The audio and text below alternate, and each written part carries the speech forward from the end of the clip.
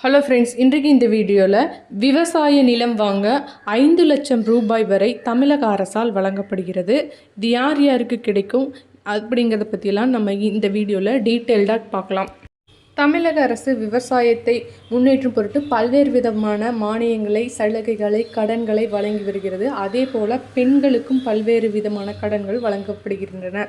அந்த வகையில் தற்போது வேளாண்மை பட்ஜெட் தாக்கல் செய்யப்பட்டுள்ளது. அதில் முக்கியமான அறிவிப்பு என்ன அப்படின்னா, விவசாயிகளுக்கு நிலம் வாங்க, குறிப்பாக பார்த்திங்கன்னா பெண் விவசாயிகளுக்கு நிலம் வாங்க 5 லட்சம் ரூபாய் வழங்கப்படும் அப்படின்னு சொல்லியிருக்காங்க. அது மட்டும் இல்லாமல் பெண்கள் ஆட்டோ வாங்குறதுக்கு பார்த்திங்கன்னா 1 லட்சம் ரூபாய் வரை உங்களுக்கு கடன் உதவி வழங்குறாங்க.